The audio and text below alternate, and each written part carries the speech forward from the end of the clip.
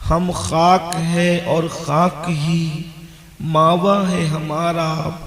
खाकी तो वो आदम जदे आला है हमारा। खाकी तो वो आदम जदे आला है हमारा। हम खाक उड़ाएंगे अगर खाक न पाई, जिस खाक में मदफू शहे वाला है हमारा। उसने लक़बे खाक शहंशाह से पाया, जो हैदर कर्रार के मौला है हमारा।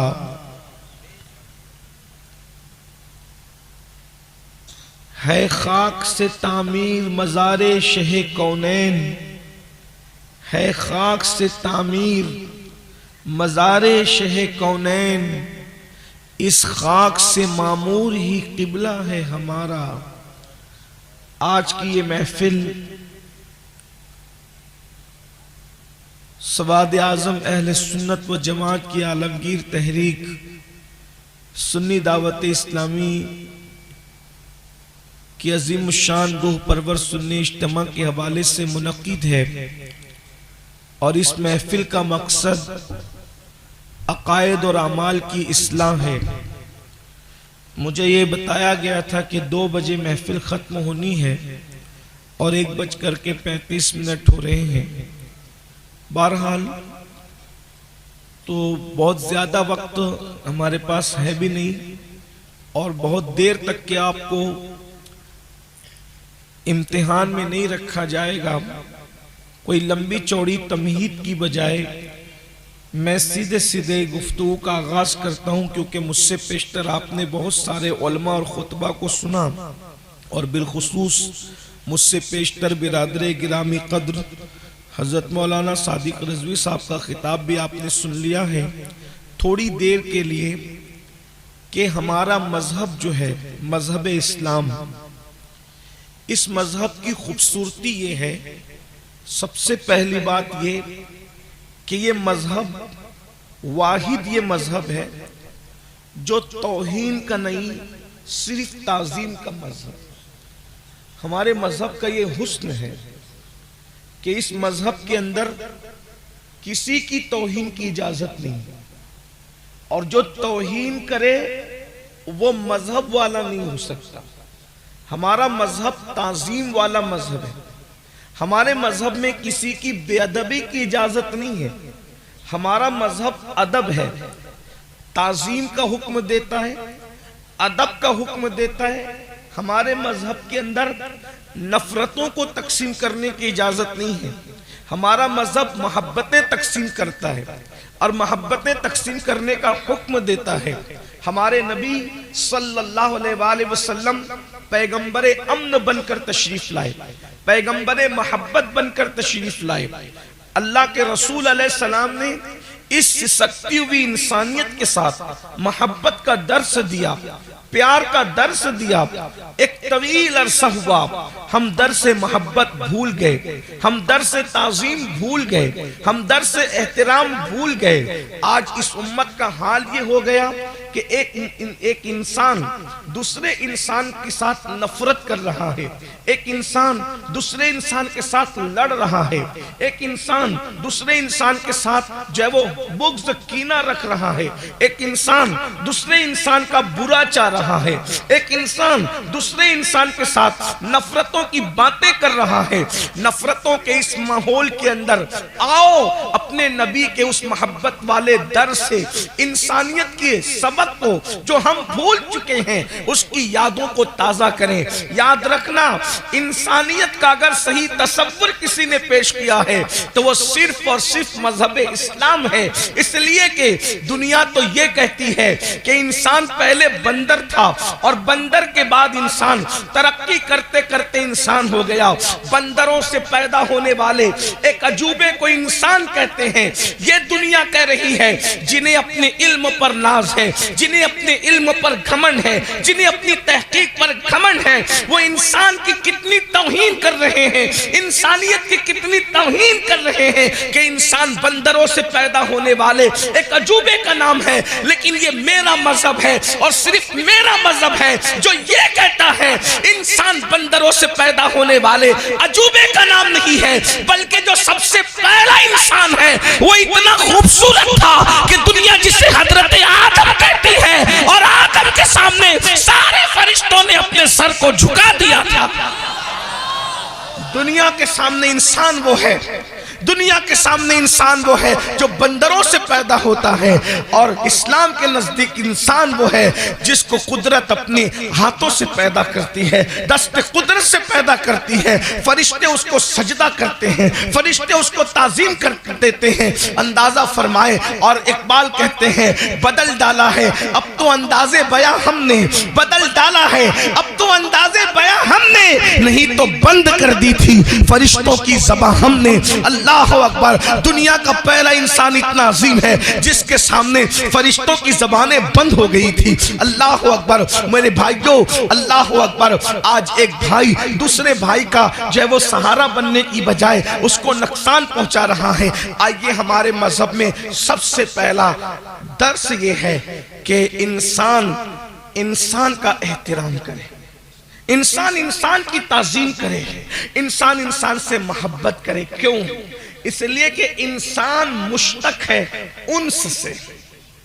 अल्लाह ताला ने जब किसी का नाम रखा ना, तो नाम के पीछे कोई ना कोई वजह तस्मिया थी, यानी उस नाम रखने की कोई ना कोई वजह थी।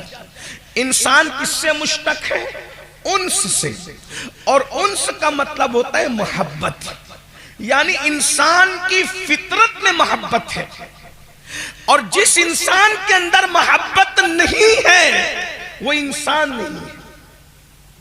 अभी मुसलमान होना तो बहुत बड़ी डिग्री है, अभी पहले इंसानियत की हम बात करें। अल्लाह के रसूल अलैहिस्सलाम किस तरीके से इंसानियत का दर्स देते हैं। आज की मेरी गुफ्तगू का उन्वान होगा इस्लाम में दर्स इंसानियत।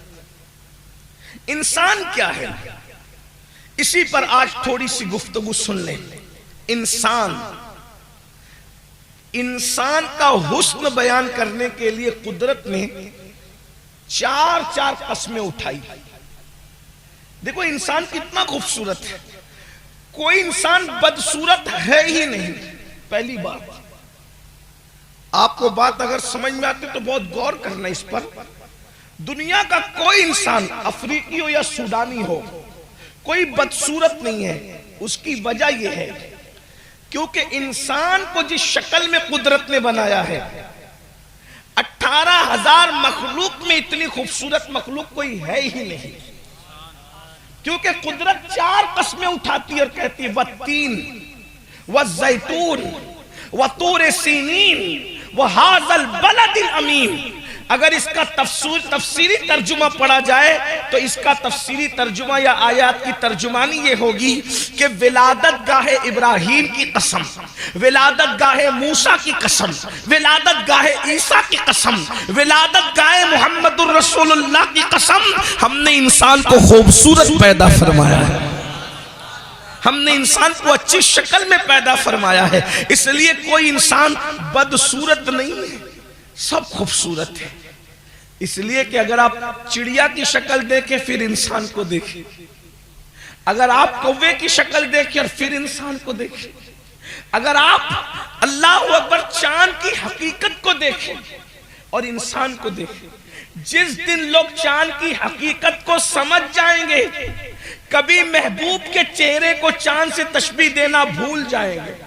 इसलिए कि चांद दूर से खूबसूरत दिखता है, करीब जाकर के देखने वालों से पूछो कि उसमें गड्ढे कितने हैं, उसमें जमीन के हालात और मिट्टी की कैफियत क्या है। लेकिन ये हजरत इंसान है, इंसान जिसको कायनात असगर कहा है सूफिया ने। इंसान के दिल को, मोमिन के दिल को अल्लाह का अर्श कहा गया है। ये अल्लाह का अर्श है मोमिन का दिल। और फरमाया अल्लाह अकबर की ये कायनात असगर है। किसी कहने वाले ने कहा है अगर घटे तो फकत मुश्ते खाक है इंसान, अगर घटे तो फकत मुश्ते खाक है इंसान, में समा न सके। इंसान की ये शान है, इंसान अल्लाह के राजों में से एक राज है, इंसान अल्लाह का खलीफा है। इसीलिए अल्लाह के रसूल अलैहिस्सलाम ने इंसानियत का जो हमें दर्स दिया है, पूरी दुनिया जो नफरतों की बोली बोल रही है, इस नफरतों के माहौल में हमें मोहब्बत का वो पैगाम जो हमारे आका ने पेश फरमाया था, उसकी तरफ थोड़ी स्टडी करना है। आइए मैं शुरू करूं। दर्स इंसानियत हुजूर ने किस तरह दिया। अल्लाह के रसूल सल्लल्लाहु अलैहि वसल्लम एक जगह अपने असहाब के साथ तशरीफ फरमाए। अल्लाह के रसूल अलैहिस्सलाम की जलवागरी है।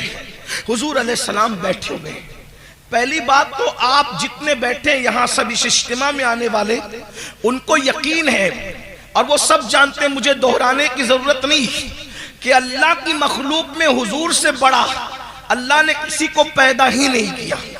ये हमारा अकीदा है अल्हम्दुलिल्लाह। बल्कि जिब्रील जैसा सैयदुल मलाइका जो सिदरतुल मुंतहा पर रहते हैं, वो भी शबे मेराज रसूलुल्लाह के तलवों पर अपनी पेशानी रख करके ये बता रहे हैं कि जिब्रील की पेशानी जिसके तलवे पर है, देख लो वो आमिना के लाल मोहम्मदुर रसूलुल्लाह की जात है। ये हमारे नबी की शान है। बताए जब तलवे पर जिब्रील अपनी पेशानी मले तो अंदाजा करे जिब्रील जैसा फरिश्ता जिसके तलवे पे पेशानी मलता है, जब उनके तलवे का ये आलम है तो उनके सरे अनवर का आलम क्या होगा। बल्कि मेरे इमाम तो कहते हैं ताज रूहुल कुद्स के मोती जिसे सजदा करे, ताज रूहुल कुद्स के मोती जिसे सजदा करे, रखती है कितना वकार अल्लाह अकबर एड़िया, रखती है कितना वकार अल्लाह अकबर एड़िया। ये मुस्तफा जान रहमत की शान है। अब जरा दिल के कानों से सुनना, अल्लाह अकबर। नफरतों के दौर में अगर हम भी नफरतों की बोली बोलने लगे तो याद रखिए किसी बहुत बड़े मुफक्किर ने कहा था, जब गंदगी पड़ी हो तो गंदगी के पास बड़ी गंदगी लाकर रखने से गंदगी साफ नहीं होती बल्कि गंदगी और बढ़ जाती है। गंदगी से साफ नहीं होती, गंदगी साफ पानी से साफ होती है। आप गंदगी पड़ी और पानी बहा दें तो गंदगी साफ हो जाएगी। अब ये आपको सोचना है कि मैंने गंदगी बनना है या पानी बनना है। हमें गंदगी नहीं बनना, गंदगी के मुकाबले में हमें गंदगी के मुकाबले में पानी का रोल अदा करना है। अगर कोई दोस्त हमें गाली दे रहा है तो हमें गाली के मुकाबले में गाली नहीं देना। आइए रसूलुल्लाह का दर्स इंसानियत सुने। अल्लाह के हबीब अलैहिस्सलाम अपने असहाब के साथ जलवगर है। मुस्तफा जाने रहमत की जलवगरी है। एक जनाजा जा रहा है। अब जरा इस जनाजे पर भी तवज्जो करना। मैं थोड़ा सा आपके जहन को उस जनाजे की तरफ जो है वो मुतवज्जे करना चाहता हूँ। जनाजे के मुतालिक लोगों को नहीं पता है कि इस जनाजे के अंदर कौन है, इसलिए कि और एक बात ये भी याद रखना, जनाजे के अंदर जो सो रहा है उससे किसका मफाद वाबस्ता हो सकता है। इसलिए कि आदमी अगर किसी की तारीफ करता है तो कोई ना कोई मफाद वाबस्ता होता है ज्यादातर। इसी तरह से किसी का एहतराम करता है तो भी कोई ना कोई मफाद वाबस्ता जो भी हो सकता है लेकिन होता है। लेकिन एक मुर्दा है, जनाजे में है, वो देख भी वैसे नहीं पा रहा है जैसे जिंदा आमतौर पर देखता है। मैं मुर्दे की रूहानियत की बात नहीं कर रहा हूँ, जाहिरी आंखों की बात कर रहा हूँ। अल्लाह अकबर। बहरहाल जनाजे के अंदर मुर्दा सोया है, जनाजा लोग लेकर के जा रहे हैं, लेकिन मेरे और तुम्हारे नबी उस जनाजे को देखकर उठकर खड़े हो गए। अल्लाह के रसूल अलैहिस्सलाम जनाजे को देखकर उठकर खड़े हो गए। मैं नासिक और मंसूब का भी कोई जिक्र नहीं कर रहा हूँ, सिर्फ अखलाक मुस्तफ़ा का तस्करा कर रहा हूँ। इस हदीस को अल मौजमुल कबीर के अंदर लिखा गया है।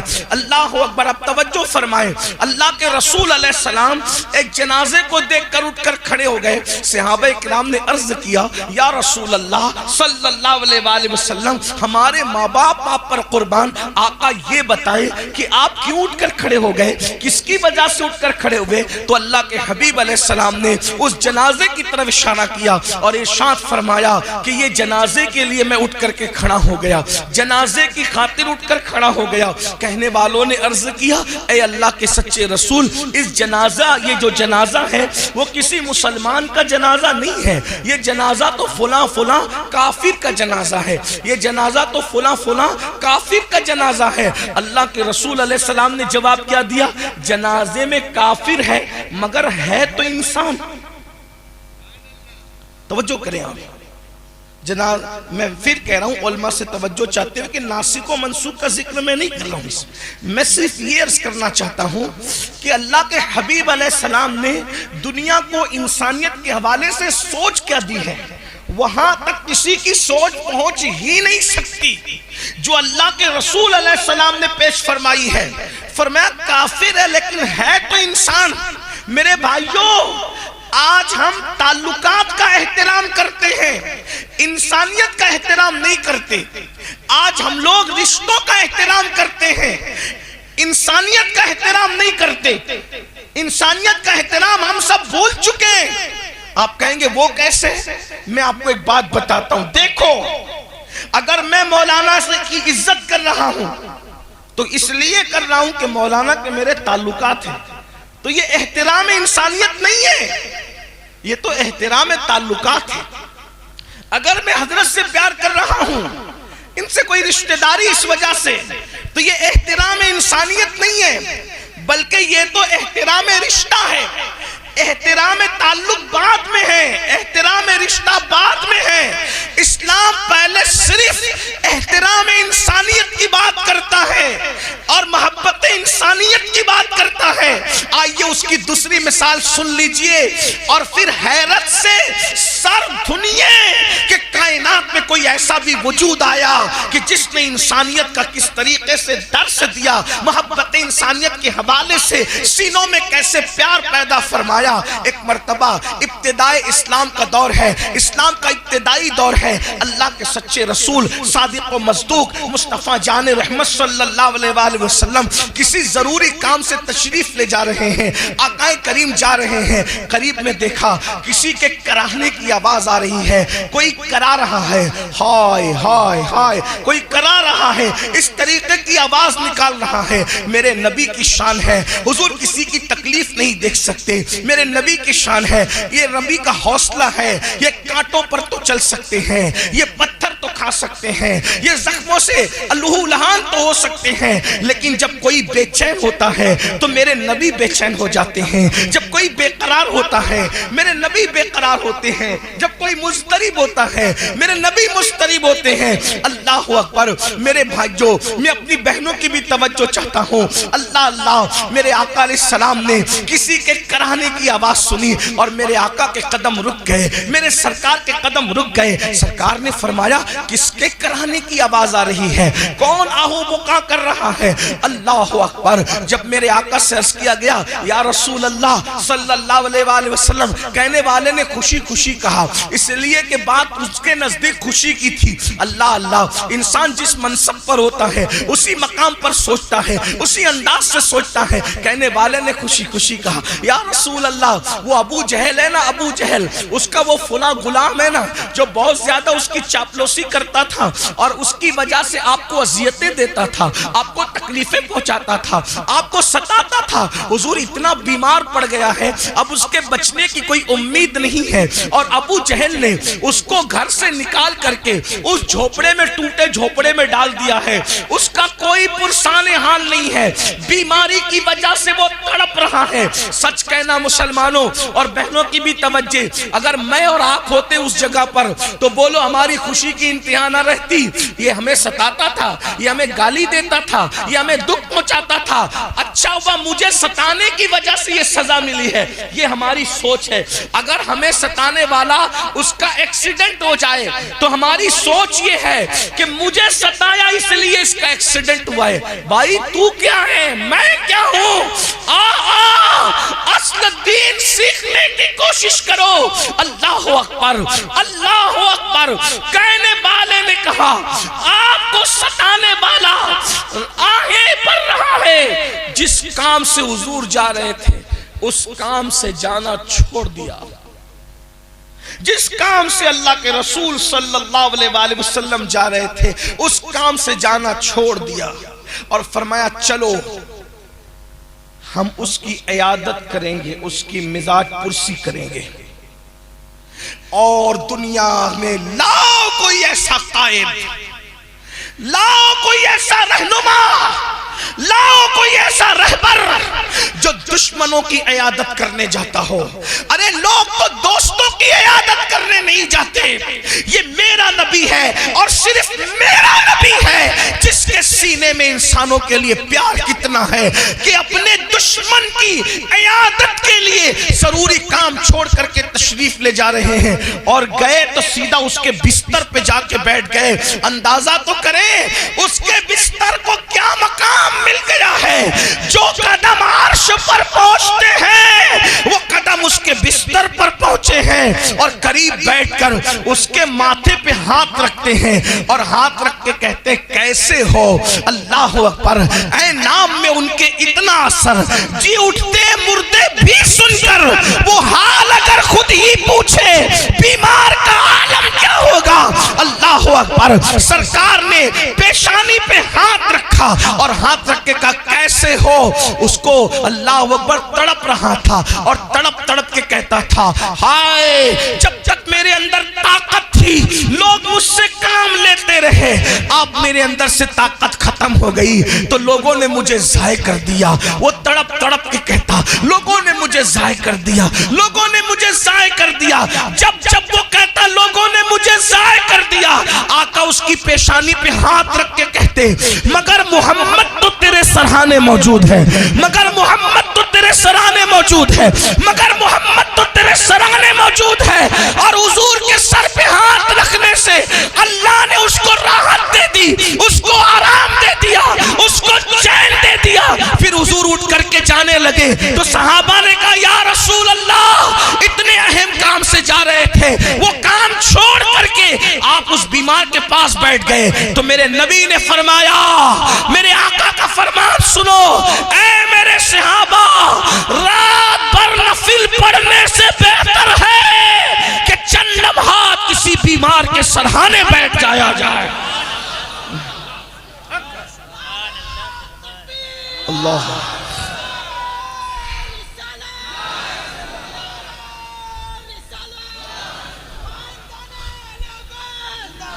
मैं आपसे एक सवाल करता हूं भाइयों, मेरी बात को गौर से सुनो, बताओ क्या हमारे अंदर यह एहतराम इंसानियत मौजूद है?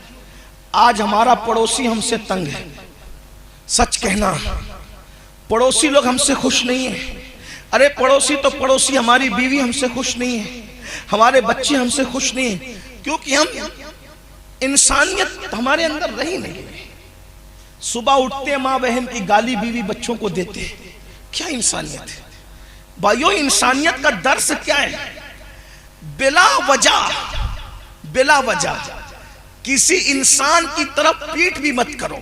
देखो दर्स क्या है, बिला वजह किसी इंसान की तरफ पीठ भी मत करो। आपने अक्सर देखा होगा कि जब आपके और हमारे इमाम साहब फर्ज नमाज पढ़ाते हैं तो फर्ज नमाज पढ़ाने के बाद या तो वो दाएं मुड़कर बैठ जाते हैं या तो वो बाएं मुड़कर बैठ जाते हैं। आपने देखा है? देखा कि नहीं देखा? मस्जिद जाएंगे तो देखेंगे ना, है? और आगे की सफ में रहेंगे तो देखेंगे ना। वो तो बिल्कुल पंखे के नीचे हम पीछे रहते हैं। बहरहाल नमाज पर बयान हो गया, मेरा जो उन्वान है मैं उस पर बात करूं। क्यों बैठते हैं? मैं अगर गलती करूं तो हमारे उलमा मेरी इस्लाह करेंगे। 90% पब्लिक का जहन यह है कि उस तरफ मदीना मुनव्वरा है इसलिए बैठते हैं। देखिए नीयत तो हमारी ये भी होती है, लेकिन दाएं तरफ सिर्फ मुड़ने का हुक्म नहीं है, बल्कि दाएं भी मुड़ सकते हैं और बाएं भी मुड़ सकते हैं। तो दाएं तरफ तो मदीना मुनव्वरा है, लेकिन फिर बाएं क्यों? दोनों तरफ की इजाजत है। वजह तो मैं ये इनकार नहीं कर रहा हूं कि मदीना मुनव्वरा की ताज़ीम, ये इनकार नहीं है, लेकिन असल जो मुड़ने की वजह है, क्योंकि हुजूर खुद भी मुड़ते थे। तो हुजूर अलैहिस्सलाम किस वजह से मुड़ते थे? भाई हम तो मुड़ रहे हैं चले मदीना मुनव्वरा, लेकिन हुजूर किस वजह से? वो तो जाने मदीना मुनव्वरा, बल्कि जिसकी वजह से मदीना खुद मदीना हुआ है। वरना मदीना कब मदीना था? मदीना तो यसरब था, यसरब। फिर वो मदीना कैसे हो गया? इसीलिए तुम लोगों को कहते समझो। लोग कहते नबी के चाहने से क्या होता है? हमने कहा नबी सिर्फ खाक पे कदम रख दे तो यसरब मदीना हो जाता है, मदीना। और यसरब में और मदीने में फर्क ये है, जब तक यसरब था वहां बीमारियां और बलाएं थी, जब मदीना हो गया तो उसकी खाक भी खाक में शिफा हो गई। न हो बीमार जिस आराम को, न हो आराम जिस बीमार को सारे जमाने से उठा के लेके आए खाक उनके आस्ताने से। इस दर की हुजूरी ही इस्या की दवा ठहरी है, ज़ैर मुआसी का तैबा ही शिफा खाना। जिसके कदम में इतनी ताकत हो कि जो खाके यसरब को मदीना बना दे, वो मेरे नबी के तलवे है। लेकिन हुजूर नमाज के बाद दाएं या बाएं मुड़ जाते थे। हिकमत क्या है? हिकमत तवज्जो, हुजूर का तरीका, हिकमत। क्योंकि पीछे मुसलमान होते हैं, सफ में इमाम के पीछे कौन होता है? भाई पीट करके इसलिए खड़ा था कि नमाज में काबतुल्लाह की तरफ रुख करने का हुक्म है। लेकिन जब नमाज हो गई तो अब हुक्म नहीं है कि काबे की तरफ ही रुख कर, बल्कि पीछे मुसलमान है तो दाएं मुड़ जा या बाएं मुड़ जा, ताकि मुसलमानों की तरफ तेरी पीठ न रहे।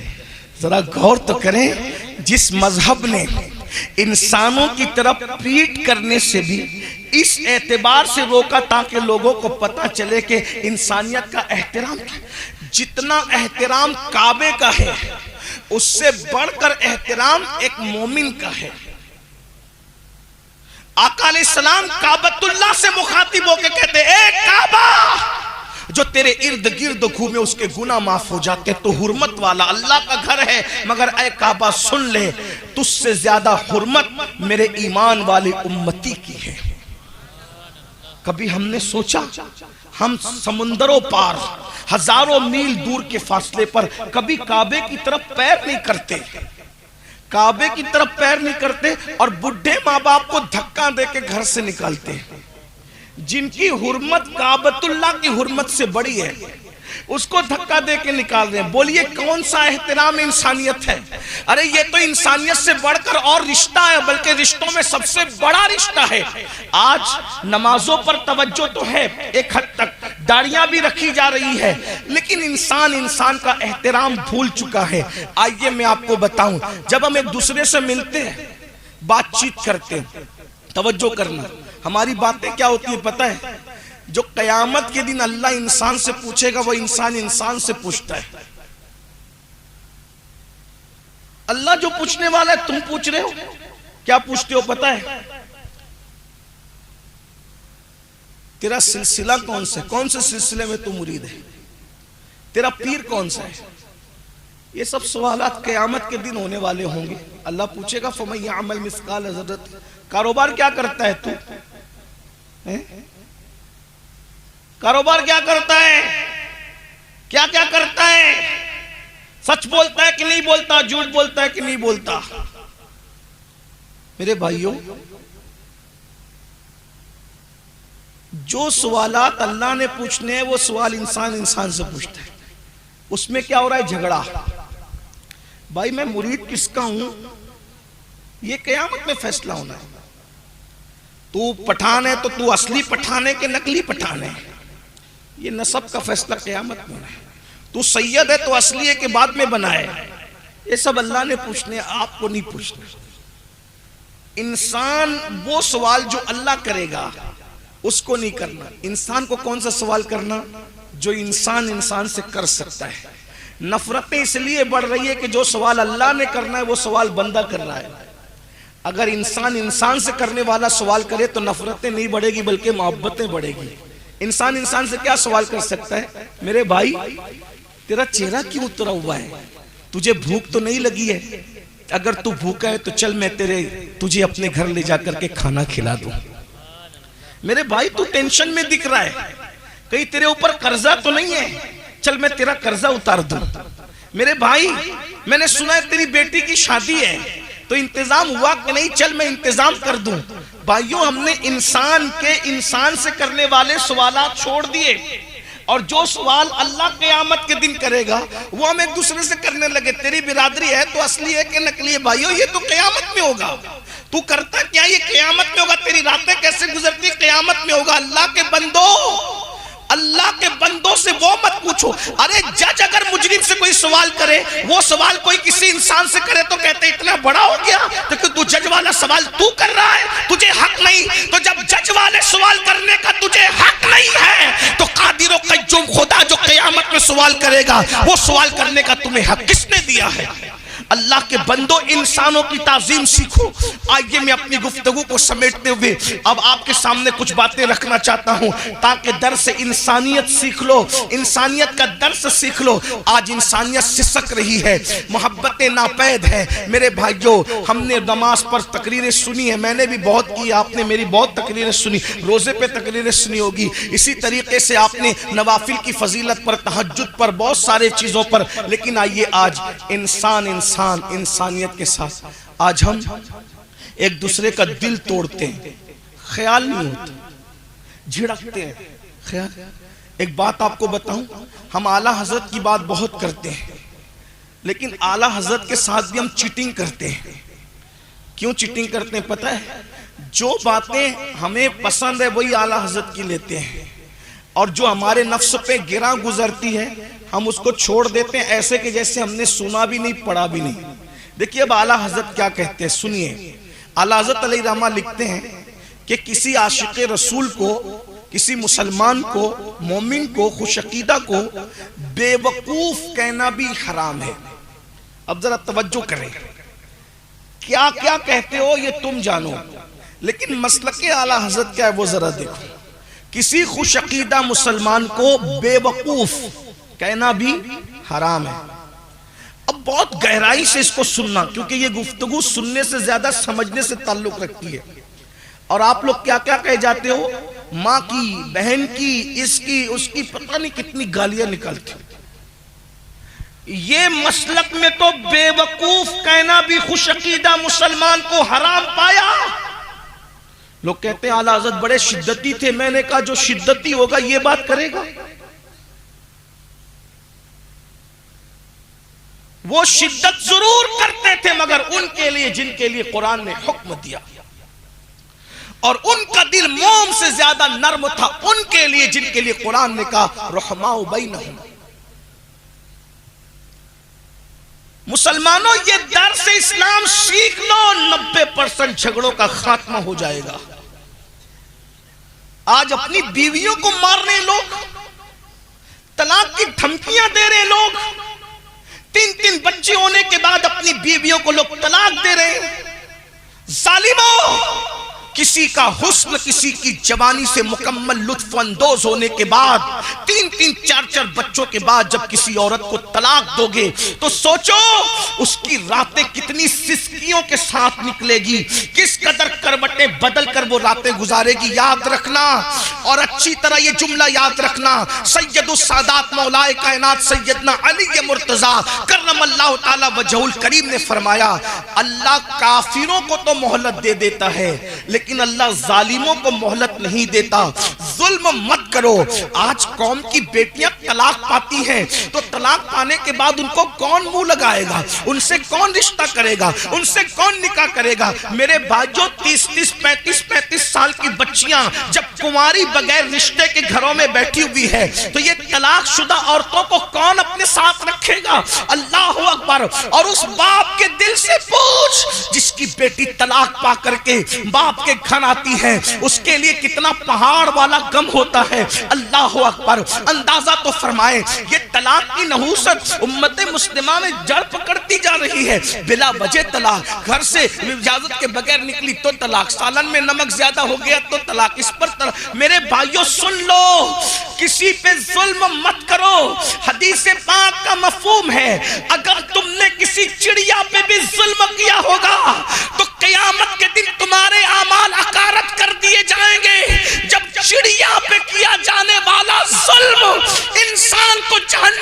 ले जाता है।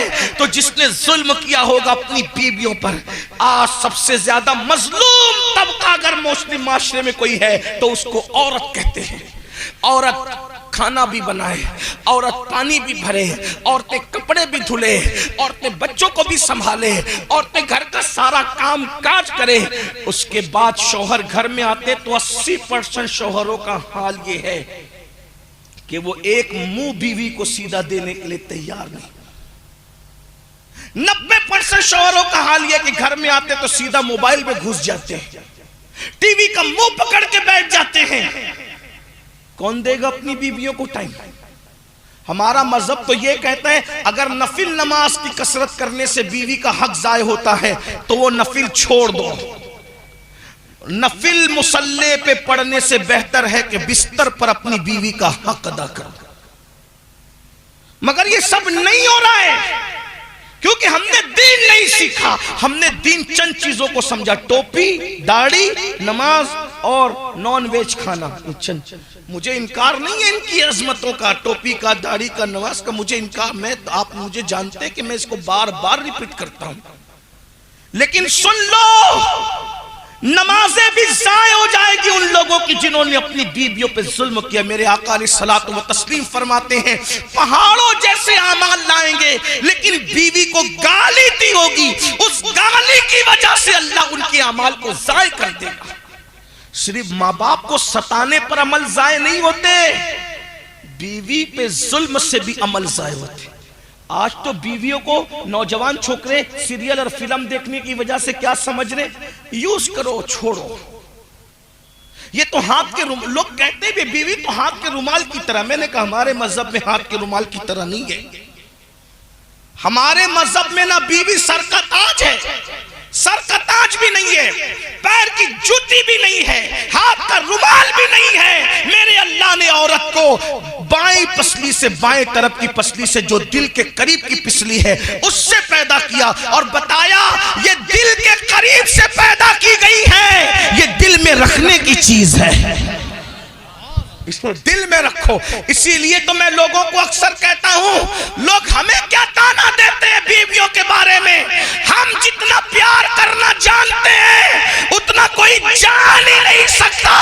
ये तो सीरियल और फिल्में तुमने दिखाई तो चंद लड़के बिगड़ गए, वरना हमारी तारीख है तारीख कि हमने बीवी के रुखसार के ऊपर तिल देखा तो समरकंद और बुखारा जैसे शहर बसा दिए, और जब बीवी मर गई तो उसकी मोहब्बत में ताजमहल बना दिया।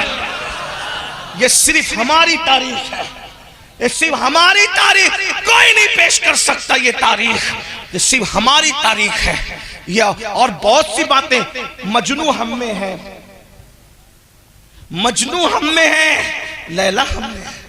ये दास्तान मोहब्बत की अनमिट नुकुश कभी मिट सकते हैं? नहीं मिट सकते।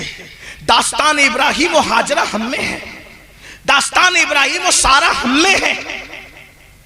ये तवील दास्तान है लेकिन उसकी तरफ नहीं जाता। अर्ज क्या कर रहा था, किसी खुश अकीदा को बेवकूफ कहना भी हराम है। अब क्यों हराम है जरा सोचो, तवज्जो करना, हराम क्यों है?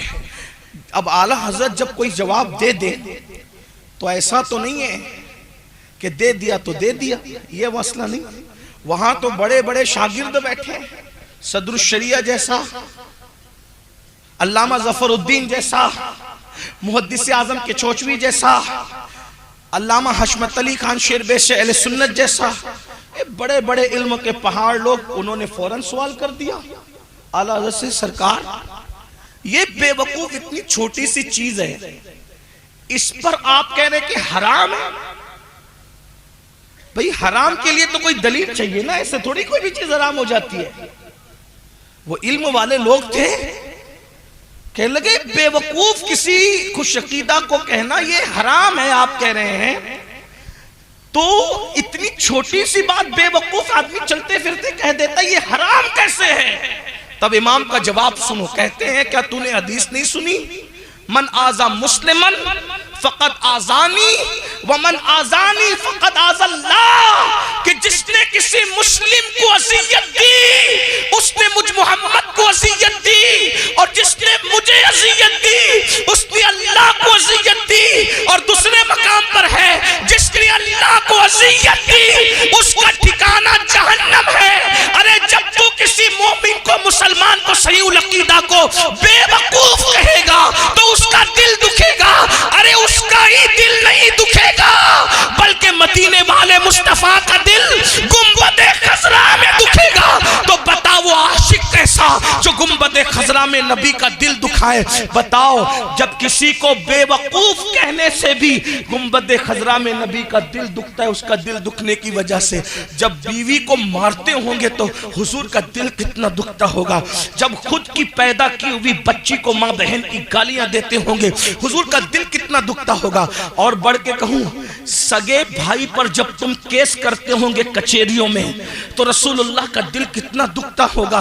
हाँ हाँ, जब खुद के भाइयों की बैठकर तुम गीबत करते होंगे रसूलुल्लाह का दिल कितना दुखता होगा। मेरे भाई, सिर्फ नात शरीफ में 10-10 की नोट लुटाकर निजात नहीं हो जानी है। अल्लाह अकबर, याद रखना, सिर्फ नातों पर सुभान अल्लाह कहकर बख्शिश नहीं हो जानी है। हजरत अमीर खुसरो ने कहा था बहुत कठिन है डगर पनघट की, आसान नहीं है ये। अल्लाह अकबर, ये शहादत गए उल्फत में कदम रखना है। लोग आसान समझते हैं मुसलमान होना। बोलो दिल दुखा रहे हो कि नहीं दिल दुखा रहे हो? इन लोगों को मत देखो, ये पब्लिक है पब्लिक, इनको कुछ आता नहीं आता, लेकिन इनका दिल दुखाते हो ये हुजूर की उम्मती। आका फरमाते हैं मेरे मुसलमान का दिल तूने दुखाया, गोया तूने मुझ मोहम्मद का दिल दुखाया। हम तो लोगों को हकीर जान रहे हैं, डांट रहे, पीट रहे, हमारे लिए सब कुछ पैसा है पैसा। सिर्फ आज इज्जत पैसे वालों की हो रही है। ओ फिरौनी सोच रखने वालों, पैसों के बंदे बनने वालों, चंदों के बंदे बनने वालों, मालो दौलत के बंदे बनने वालों, सुन लो, अल्लाह के बंदे बनो। मेरे नबी इंसानों का क्या प्यार करते, पागल भी आ जाए तो हुजूर ने कभी उसको नजरअंदाज नहीं किया। कोई गरीब भी आ जाए तो नजरअंदाज नहीं। इंसानियत सीखो, पहचान वाला हो या ना हो। मुझे बहुत अच्छी बात याद आई, एक बात आपको बताऊं। मेरा एक उस्ताद है, सूफी है, अक्सर कब्रिस्तान में ज्यादातर उसका वक्त, कई मेरे उस्ताद है, उस्ताद के पास बैठा था, उसने कहा सैयद ये बता अखलाक क्या है? मैंने कहा आप बताएं। बोले तुझे सब मालूम है लेकिन एक मैं बताता हूं, तवज्जो करना। का बेटा अखलाक की शक्लों में से एक शक्ल ये भी है कि तू एयरपोर्ट पे सफर करता है, मस्जिद में भी जाता है, रेलवे में भी सफर करता है। अगर तू एयरपोर्ट की टॉयलेट के अंदर अपनी हाजत पूरी करने चला जाए, या रेलवे स्टेशन या ट्रेन में या मस्जिद में अपनी हाजत पूरी करने के लिए टॉयलेट में जाए और तुझे पता चले कि कोई बंदा खड़ा हुआ है, तवज्जो करना, बहुत नाजुक बात कर रहा हूं, कोई बंदा बाहर खड़ा हुआ है, तू उसको पहचानता है? मैंने कहा नहीं पहचानता। तो कहा बेटा ये भी अखलाक में से है कि उस बाहर खड़े को तू नहीं पहचानता तो उसकी तकलीफ का ख्याल करके देर तक मत बैठ, जल्दी से उठकर बाहर निकल जा कि वो खड़े रहने वाला कुछ भी होगा मगर इंसान तो होगा। एक इंसान को भूख लगती है तो वो बर्दाश्त कर सकता है, लेकिन जब पेशाब और उसको बड़ी हाजत होती है तो उसको इतनी तकलीफ होती है। सिर्फ बेटा उसकी तकलीफ की खातिर तू जल्दी निकल जा। अगर तूने ये काम अल्लाह के लिए किया कि मैंने अल्लाह के एक बंदे के लिए उसकी तकलीफ की खातिर मैं जल्दी से निकल गया, का इंशाअल्लाह यही तेरा अमल तेरी मगफिरत और बख्शिश का सबब हो सकता है। आप गौर करें लोगों की, बुजुर्गों की, सूफिया की सोच क्या है। आइए एक बात यहां याद आई तो अर्ज करूं, आज हम लोग, टाइम तो मेरा पूरा हो गया लेकिन आखिरी बात सुनने, क्योंकि 2 बजे का टाइम था, 2:15 हो गए, ये भी मुश्किल है। लोग जो टाइम दे उससे ज्यादा बयान करके लोगों को सताना, ये भी अखलाक के खिलाफ। हाँ ये भी, लेकिन बात अगर इजाजत दे तो आखिरी बात पढ़ देता हूँ, टाइम ज्यादा हुआ इसलिए मैं अपनी बात पूरी, अब तो आखिरी बात सुन। आजकल हम लोग सोचते रहे सब चलता है मौलाना, सब चलता है, सब चलता है, सब चलता है, सब चलता है, चलते चलते में खुद ही चल गए। दिमाग भी चल गया अपना। देखो सोच बुजुर्गों की। एक मर्तबा ऐसा हुआ कि इमाम हसन अल बसरी, ध्यान से सुना, इमाम हसन अल बसरी सफर में है। हालत सफर में इमाम हसन बसरी को एक बेहिश्ती नजर आता है। बेहिश्ती समझते हैं? पानी बेचने वाला बेहिश्ती नजर आता है। वो बेहिश्ती को देखा, वो पानी बेच रहा था, कहां? जंगल में। और वो कहता जाता था, लोगों मेरा पानी खरीद लो, लोगों मेरा पानी खरीद लो, क्योंकि सुबह से किसी ने मेरा पानी नहीं खरीदा। अगर तुम लोग पानी नहीं खरीदोगे तो मेरे बच्चे भूखे रह जाएंगे। मैं क्या ले जाऊंगा अपने बच्चों के लिए? फौरन इमाम हसन बसरी ने सिक्के निकाले, उस बेइज्जती को दिया, और देने के बाद इमाम हसन बसरी ने उससे पानी खरीदा और पानी खरीद कर बैठ गए और पानी पीने लगे। आप जानते हैं ना कि शाह के साथ जो शाह के मुसाहिब होते हैं वो बड़े खतरनाक होते हैं।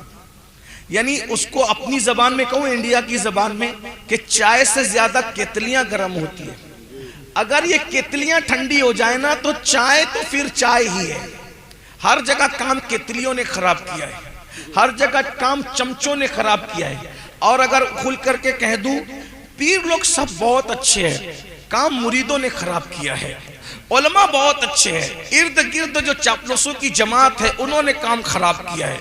इधर से लाते हैं फजूल बकवास कान भरते हैं, उधर से लाते हैं झूठे बात लगाते हैं। बहुएं सास के पास आकर झूठी बात लगाती है, देवरानी के खिलाफ जिठानी, जिठानी के खिलाफ देवरानी। सास बहुत अच्छी है, बहुओं ने उसको बिगाड़ा है। उस्ताद अच्छा है, शागिर्दों ने उसको परेशान किया है। पीर बहुत अच्छे लोग हैं, मुरीदों ने सता करके जब इख्तिलाफ की जो है अल्लाह अकबर बड़ी बड़ी खंदकें खोदी है। आइए जरा, अगर हम अपने मुरीद की सुनने की बजाय, जुमले पे गौर करना, अगर हम अपने मुरीद की सुनने की बजाय अपनी मुराद की सुनने लगे, वाह वाह वाह वाह वाह वाह, वो मुरीद है, अल्लाह मुराद है ना। हमारी मुराद कौन है? अल्लाह है। तो हम मुरीदों की सुनने लगे, मुराद की सुनना बंद कर दिया, इसलिए हम नामुराद हो गए। अगर वाकई बामुराद होना चाहते हो तो उस अल्लाह की सुनो जो हमारी मुराद है, और हमारी ही नहीं सारे नबियों की मुराद है, सारे वलियों की मुराद है, सारे सहाबा की मुराद है। अल्लाह की सुनो, उसके महबूब की सुनो, उसका महबूब भी हमारी मुराद है।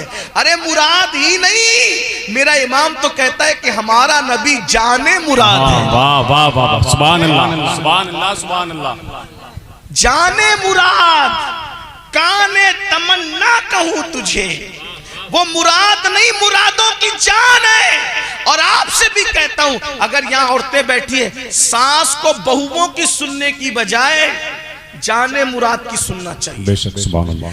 देवरानी को जिठाने के बहकावे में आने की बजाय जाने मुराद पे तवज्जो करना।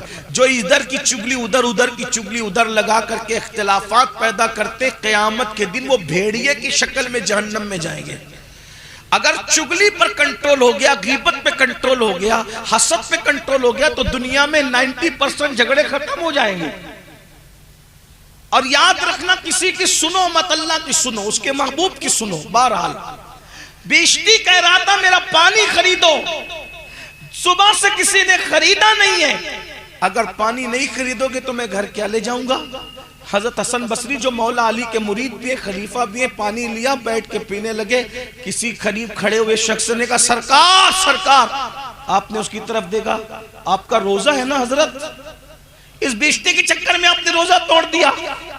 इमाम हसन अल बसरी ने उसकी तरफ देख के मुस्कुराया और इरशाद फरमाया, बेटा नफिल रोजा था, आज तोड़ दिया, इंशाअल्लाह कल उसकी कज़ा कर लेंगे। भाई रोजा तोड़ा है ना तो उसकी कज़ा कर लेंगे, लेकिन अगर इस मेरे भाई का दिल टूट जाता तो दिल तोड़ने की कज़ा मैं कब करता? रोजा तोड़ने की तो कज़ा हो गई, दिल टूटने की कज़ा कब करता? दिल की बात आई है तो एक बात मुझे याद आई, जब आला हजरत अलैहिर्रहमत, बोल दूं ना, बोलूंगी नहीं, मैं दूसरे तीसरे निकाह को नाजायज और हराम नहीं समझता, ना कहता, बल्कि मैंने तो तकरीर की है, लेकिन दिल की बात आई तो मुझे एक बात याद है। आला हजरत जब दूसरे सफर हज पे गए, पहले सफर हज पे गए वालिदैन के साथ, दूसरे सफर हज पे गए तो बीवी को भी साथ ले गए। बीवी साथ में थी, छोटे भाई साथ में थे, उज्जतुल इस्लाम भी जवान हो गए थे, वो भी साथ में थे। उसी में अद्दौलतुल मक्किया लिखी थी। तो मक्के और मदीने मुनव्वरा के उलमा उनसे इतना मुतासिर हुए कि मक्के के एक बहुत बड़े आलिम ने आला हजरत से कहा, मौलाना आपसे प्यार इतना हो गया यार कि दिल नहीं चाहता कि अब आपको जाने दें, लेकिन हिंदुस्तान में आपकी जिम्मेदारियां हैं, वो आप तो जाओगे, तो हम चाहते हैं कि कोई ऐसा काम हो जाए जिससे जाने के बाद भी अपना ताल्लुक बना रहे। तो हम चाहते हैं कि तुमसे रिश्तेदारी कायम कर लें, तुमसे रिश्ता बन जाए। ये जो मोहब्बतों के जबानी रिश्ते हैं ये दिल के रिश्तों में तब्दील हो जाए, खून के रिश्तों में तब्दील हो जाए, हकीकी रिश्तों में तब्दील हो जाए। तो उन्होंने क्या कहा कि मेरे घर में एक बेटी है, मैं अपनी बेटी का निकाह मौलाना तुझसे करना चाहता हूँ ताकि तू दामाद हो जाए, मक्का का हमारा दामाद हो जाए, और मोहब्बत का तकाजा ये है। आला हज़रत ने जवाब क्या दिया, जरा सुन लें, वो जवाब सुन लें। फरमाते हैं बिल्कुल ये तो अच्छी बात है, जायज़ भी है, कोई नाजायज़ नहीं, लेकिन इस सफ़र में रसूलुल्लाह की कनीज़ को साथ लाया हूँ। यहाँ कनीज़ से मुराद उनकी बीवी है, का रसूलुल्लाह की कनीज़ को साथ लाया हूँ, और सफ़र हज में, सफ़र मदीना में अगर दूसरा निकाह करूँगा तो मेरी बीवी का दिल टूट जाएगा, और उसका दिल टूटेगा तो कहीं रसूलुल्लाह के दिल को तकलीफ न पहुँच जाए, इसलिए दूसरा निकाह मक्के के आलिम की बेटी के साथ भी करना नहीं चाहता। इस वजाहत के साथ कि मैं दूसरे तीसरे निकाह को नाजायज और हराम नहीं कह रहा हूं, मेरी इस पे तकरीरें हैं, लेकिन सोच देखें। अब मैं यहां एक बात रखता हूं और एंड करता हूं बात। जब आला हजरत बीवी के दिल के ख्याल से कि उसका दिल टूटेगा तो कहीं हुजूर का दिल न दुख जाए, बीवी के दिल के ख्याल से दूसरी शादी नहीं कर रहे हैं, तो अब मसलके आला हजरत का नारा लगाने वाले मेरे जवानों, जब बीवी की मौजूदगी में दूसरी शादी इस डर से कि कहीं दिल न टूट जाए, जिसको बीवी के दिल का इतना ख्याल हो, तो हम लोग किस मसलक पर और किस फिक्र पर है? बीवी के होते हुए गली में किसी लड़की से हराम ताल्लुक, मोहल्ले में किसी भाभी से हराम ताल्लुक, किसी को तकना, किसी को देखना, किसी को उचकना, और अब तो जालिम यहां तक पहुंचे कि जिना तक हो रहे हैं। शादीशुदा औरतों से भी जिना हो रहा है। पार्कों में इसलिए जाया जा रहा है कि जिना करें, इल्ला माशाल्लाह पिकनिक पर इसलिए जा रहे हैं कि जिना करें। जरा सोचिए तो सही, कहां वो फिक्र कि एक हलाल काम छोड़ दिया कि बीवी का दिल ना दुखे, और हम हराम में मुब्तला हैं, और फिर हमारी जन्नत इतनी यकीनी और कंफर्म है, ये कहते हैं हम जन्नत में नहीं जाएंगे तो कौन जाएगा? तो दर से इंसानियत सीखो। अल्लाह के रसूल अलैहिस्सलाम सबसे पहले इंसानियत का दर्स देने के लिए तशरीफ लाए थे। बुजुर्गों ने रोजे तोड़ दिए भाइयों, रोजे सोचिए तो सही, किसी का दिल न टूटे रोजे तो, और हम रोज दिल तोड़ रहे हैं। घर में आग लगी है, बच्चे हमसे नाराज हैं, बच्चे दबक जाते हैं घर में, अब्बा आने वाले, ये जालिमों की निशानी है। और लोग फक्र से कहते हैं मैं घर जाता हूं तो पूरा घर दबक जाता है। ओ फिरौनी सोच रखने वाले, ये जालिमों की निशानी है। घर वाले दबकना नहीं चाहिए, बल्कि फूल की तरह खिल जाना चाहिए। पहले से बीवी सोचे मेरा शौहर आ रहा है, मेरे मन की दुनिया का, मेरे मन की कायनात का राजा आ रहा है जो मुझे जी भर के प्यार देगा। बच्चे उछल कूद शुरू करना चाहिए कि अब्बू आ रहे हैं, अब हम उनके साथ खेलेंगे, बातें करेंगे, अपने मामलात उनसे शेयर करेंगे। लेकिन ये सब चीजें तो खत्म हो गई। नफरत, नफरत और सिर्फ नफरत। कौन सा तुमने मियार कायम कर लिया? क्या अल्लाह के रसूल की जिंदगी भूल गए? सफर के अंदर अल्लाह के रसूल उम्मुल मोमिनीन सैयदा आयशा से कहते, आयशा चलो आज हम दौड़ लगाएंगे। पूरे काफिले को आगे भेज दिया और कहा आज हम दौड़ लगाएंगे। वो रसूल जिब्रील जिसके पीछे थक कर रह जाएं, वो रसूल सिर्फ अपनी बीवी का दिल खुश करने के लिए दौड़ लगाते हैं और दौड़ में पीछे रह जाते हैं और उनको आगे कर देते हैं ताकि उनका दिल खुश हो जाए। सुभान अल्लाह। हम ये दर्स भूल गए, दर्स हम फरामोश कर गए। इस सुन्नी इज्तिमा का मकसद ये है, इंसानियत का दर्स सीखो। अपने पड़ोसियों के साथ अच्छा सलूक करो, अपने घर वालों के साथ अच्छा सलूक करो, अपने बच्चों के साथ अच्छा सलूक करो, अपने माँ बाप के साथ अच्छा सलूक करो, अपने इमामों के साथ अच्छा सलूक करो, सिर्फ ये सोचकर इंसान है इंसान। कोई फटे पुराने कपड़े में हो तो भी इंसान है, कोई अनपढ़ हो तो भी इंसान है, कोई भीख मांग रहा हो तो भी इंसान है। इंसान इंसान, बल्कि ये भी कह दूं, अगर कोई काफिर भी हो तो भी इंसान है। जितनी छूट इस्लाम ने दी है उसके साथ हुस्न सुलूक करने की, हुदूद इस्लाम में रहकर उसके साथ उतना अच्छा सुलूक कर सकते हो तो करो। क्या भूल गए अल्लाह के रसूल अलैहिस्सलाम, काफिर जब आते बड़े बड़े सरदार उनके लिए अपनी चादर बिछा देते और उन दुश्मनों को कहते बैठो इस चादर पर। काफिर बनकर आते और रसूलुल्लाह के इस अखलाक को देखकर मोमिन बनकर वहां से जाया करते थे। भाइयों आओ नफरतों के इस माहौल में मोहब्बतों का माहौल कायम करें। इंसान इंसान को प्यार दे, गिव एंड टेक। मोहब्बत तलब करोगे, मोहब्बत बांटोगे तो मोहब्बत मिलेगी, प्यार बांटोगे तो प्यार मिलेगा। हमारे यहाँ ये तालीम है, कांटों के मुकाबले में कभी कांटे मत बिछाना वरना पूरी दुनिया कांटों से भर जाएगी। कांटों के मुकाबले में फूल बिछाना सीखो। बल्कि आखिरी बात कहने लगा था, लेकिन एक बात बहुत कीमती याद आ गई है इमाम हसन की, अगर कहो तो कह दूं। इंसान का सबसे बड़ा दुश्मन कौन है? उसका कातिल जो उसको मार डाले, है ना। अल फुसूलुल मुहिम्मा के अंदर ये रिवायत मौजूद है। आपने अभी तक दूसरी रिवायत तो सुन ली, ये रिवायत सुनने जिसको मैं अल फुसूलुल मुहिम्मा के हवाले से पेश कर। देखो रिवायतें बहुत सी होती है, आदमी की नजर नहीं जाती इसलिए आदमी रिवायतों को झुटलाता है। तो मैंने किताब का नाम पढ़ दिया, नेट पे सर्च कर ले, मफहूम उसका यही निकलेगा जो कहना चाहता हूं। इमाम हसन को जिसने जहर दिया आज तक उसका पता नहीं चल सका मजबूत तौर पर। हालांकि कुछ लोगों ने लिखा, आला हज़रत अली रहमान ने भी तायद की, जिसका नाम लिखा, मुफ्ती आजम ने भी तायद की, उस्ताद जमन ने लिखा, किसी ने इनकार भी की। यानी इख्तिलाफ है कातिल कौन है। लेकिन मेरी बात अब आप गौर से सुने बहनों से।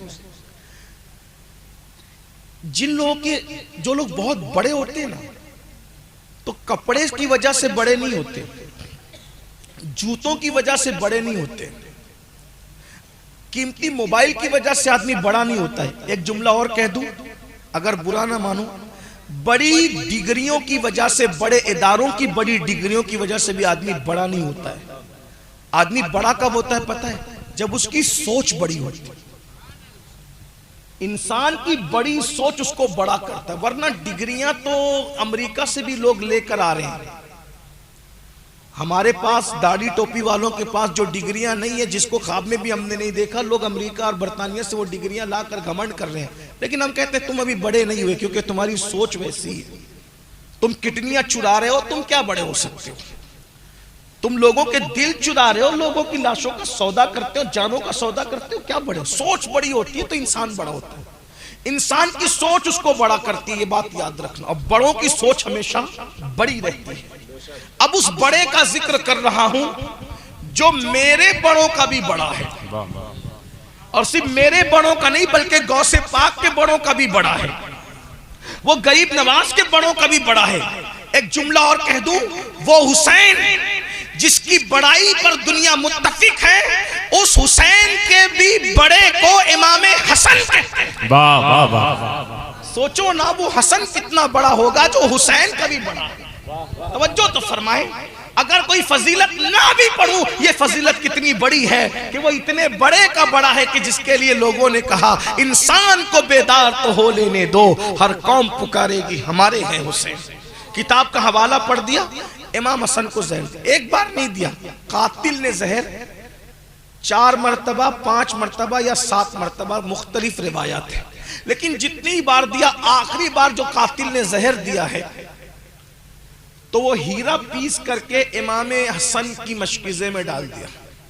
हीरे में मिला हुआ पानी या पानी में मिला हुआ हीरे की वो पीसी हुई कनी जब आपके हलक में उतरी है, 40 दिन तक इमाम हसन ने उल्टियां की, 40 दिन तक। अल्लाह अल्लाह। और जब उल्टियां की है तो उल्टी के अंदर आते कट कट के बाहर आती थी। अल्लाह अल्लाह। मैं सोचता हूं कि दूध पीने के बाद जब हमें उल्टी होती है तो कलेजा मुंह को आता है, जब उल्टी में दूध निकलता है तो इतनी तकलीफ होती है।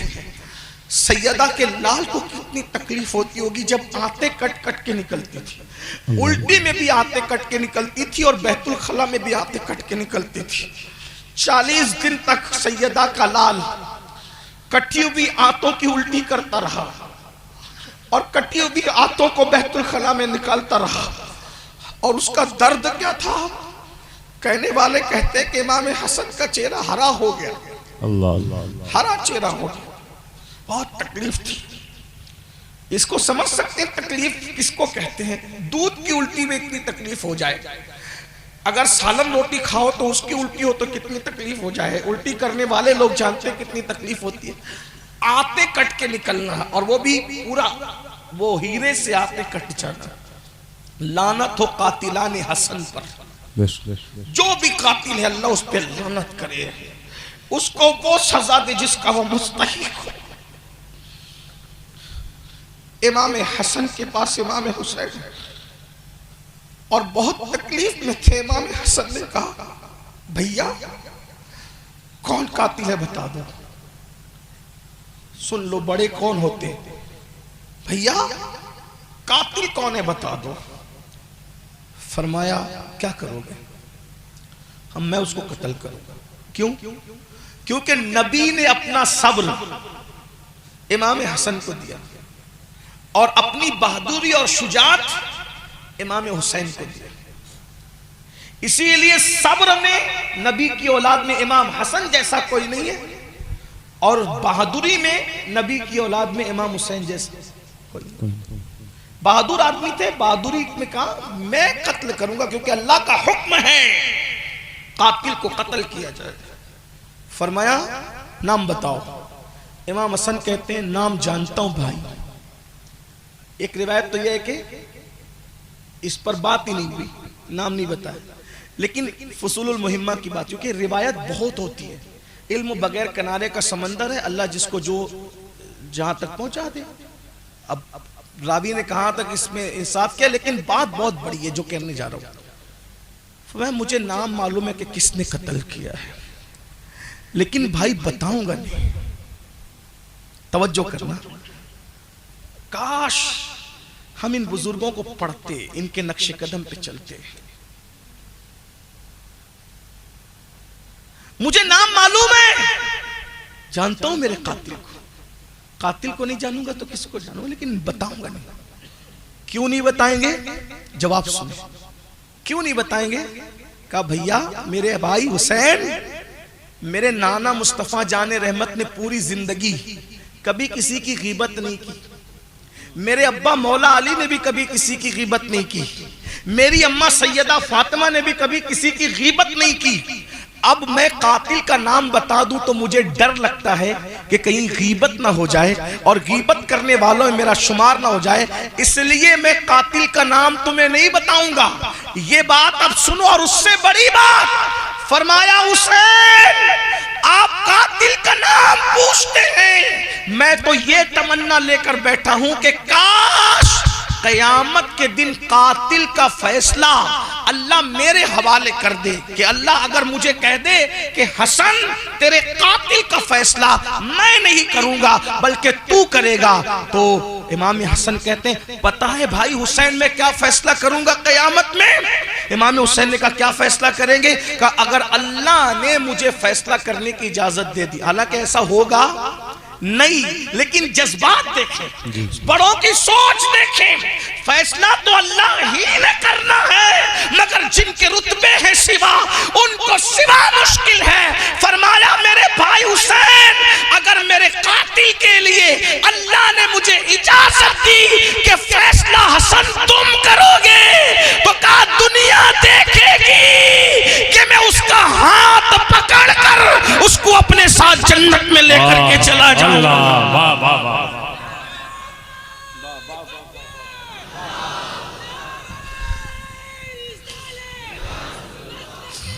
हालांकि फिर कह रहा हूं ऐसा होगा नहीं, ये तो होना नहीं, लेकिन इनकी सोच पता चलती है। जो खुद के कातिल को हाथ पकड़ के जन्नत में ले जाने की बात करें और हम उनके मानने वाले हमें कोई तिरछी नजर से देख लगा इसका कारोबार बर्बाद हो जाए, कोई हमसे लड़ ले तो बोले तेरे मुंह पे मरते वक्त कलमा ना आए। किसी के कुफ्र की तमन्ना करने वालों पूछो मुफ्तियों से, अगर तुम किसी के काफिर बनने की तमन्ना करोगे तो वो तो काफिर बने ना बने लेकिन तुम पर खुद कुफ्र आएगा। क्या बद्दुआएं करते हो कि उस पे कलमा ना आए और ये ना हो। नहीं भाई, अपना काम ही नहीं है।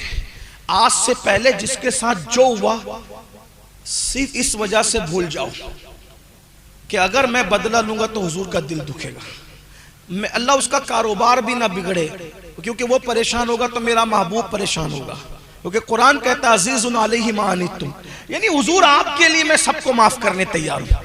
बोलो कर सकते हो ऐसे? हुजूर आपके लिए मैं सबको माफ करने तैयार हूं। अब आप कहेंगे यार लोग सताते तो करें क्या? मैं एक बात आपसे कहता हूं, लोग सताए ना तो हुजूर की खातिर माफ कर दिया करो।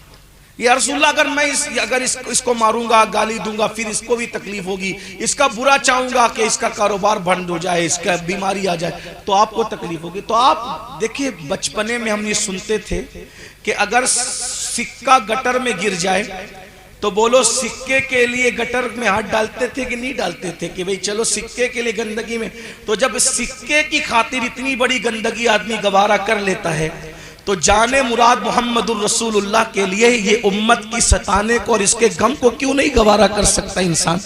तो इसलिए सबको माफ करो, माफ करने वाले बनो हुजूर की खुशी के लिए, और सोचो कि मेरी वजह से हुजूर को अजियत न पहुंचे। अब रही बात, बस एक आखिरी जो बात, अब आखिरी पे आखिरी हो रही है और टाइम ज्यादा हो रहा है, अगर कोई सताए तो खामोश हो जाओ। क्या हो जाओ? खामोश। वजह उसका बुरा मत चाहो। कुछ लोग कहते हैं कयामत में पकड़ेंगे, मैं कहता हूं क्यों कयामत में पकड़ेंगे? कयामत में अल्लाह रसूल का दीदार करेंगे कि उसके पीछे घूमेंगे। छोड़ यार, जिसे दुनिया में नहीं देखना उसे कयामत में क्या पकड़? छोड़ दो, अल्लाह उसको भी माफ करे, मुझे भी माफ करे। लेकिन एक बात कहता हूं, कोई सताए ना, चुप हो जाओ, खामोश हो जाओ, बद्दुआ मत करो, क्योंकि जबान की बद्दुआ किसी को बर्बाद करे या ना करे, लेकिन जब मजलूम चुप होता है, खामोश, खामोश बद्दुआ में इतना असर है। तुम बद्दुआ मत करो, चुप रहो, खामोश, सिर्फ खामोश। एक जुमला कहो, ये मामला तेरे सुपुर्द है। अगर ये सीख जाओगे तुम खुद देखोगे कि तुम्हारे दुश्मनों का अंजाम तुम्हारे सामने क्या आता है। ये खामोश, खामोश बद्दुआ, इधर लब खामोश हो और उधर से फैसला आता है। मुसीबतों में खामोश रहना सीखो, किसी पे जुल्म मत करो और कोई जुल्म करे चुप रहना सीख जाओ। ये खामोश बद्दुआ का असर था जिसने हलाकू को हलाक किया था। हलाकू को बादशाहों की तलवार हलाक न कर सकी, खामोश बद्दुआ ने हलाक किया था। जानते हो, हलाकू मुसलमानों को खड़ा करके खेलता था, सबको कतार में खड़ा करके घोड़ा दौड़ाते आता था, cut cut cut cut cut सारी तलवारें चला करके एक साथ सबके सर उड़ाता था। कहते हैं कि हलाकू एक दिन ऐसे ही सरों से खेल रहा था, कत्ल कर रहा था। एक बड़े मियाँ थे, बुड्ढा, बड़े मियाँ बाबा, वो बड़ा मियाँ पहली सफ में खड़ा था। जैसे ही हलाकू घोड़ा दौड़ाते हुए आया और सबको काटने लगा, फौरी तौर पर वो बड़े मियाँ पिछली सफ में, दूसरी सफ में चले गए। फिर हलाकू दूसरी सफ में आया, देख लिया कि बुड्ढा बड़ा होशियार है, दूसरी सफ में काटते काटते आए। बड़े मियाँ तीसरी सफ में चले, तीसरी चौथी सफ, आखिर तो कोई सफ हो सकती थी ना, आखिरी सफ से भी बड़े मियाँ पीछे हट गए। हलाकू ने ये सब करने दिया कि इससे भरपूर खेलूंगा इस बुढ़े से। अब आखिरी में वो बड़े मियाँ बचे थे। हलाकू के हाथ में एक फल था, वो उसको ऐसे उछालता था और यूं उसको अपने हाथ में संभालता था, और वो घोड़े पर तलवार भी चला रहा था, एक हाथ से खेल भी रहा था। बड़ा बहादुर कहते हैं लोग उसको, बड़ा जंगजू था। जब उस बुड्ढे को हलाकू ने कहा सब सफों से पीछे गया ना, अब कौन सी सफ है और बता तुझे कौन बचाएगा? बुड्ढे ने कोई जवाब नहीं दिया। बड़े मियाँ ने, उसने सिर्फ आंख से ऐसे देखा।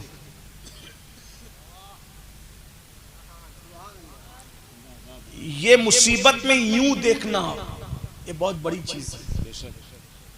लेकिन यकीन होना चाहिए बस। मुसीबत में यूं देखो, जल्दी मत देखा करो, लेकिन जब देख लिया किसी वाकई अल्लाह वाले नहीं हो, हलाकू ने उसको कहा कौन बचाएगा, खामोश, यूं देखा, बस यूं देखना था। हलाकू ने तलवार उठाई गर्दन उड़ाने के लिए, इधर तलवार उठाई उधर फल लहराया।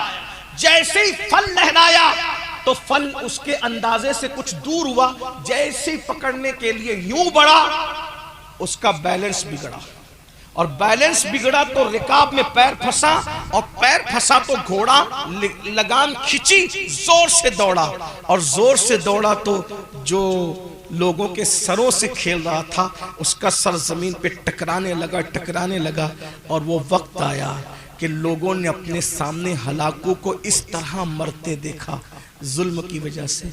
लेकिन वो कौन सा हथियार था जिसने हलाकू को हलाक किया? उसको खामोश बद्दुआ कहते हैं। बद्दुआ की बहुत सी किस्में, मगर खामोश बद्दुआ से बढ़कर कोई बद्दुआ नहीं है। तुम किसी को मत सताओ, और अगर कोई तुम्हें सताए पहले तो हो सके तो माफ करते जाओ, लेकिन अगर जुल्म हद से बढ़ जाए तो फिर खामोश हो जाओ। जब तुम खामोश होते हो कुदरत बदला लेती है।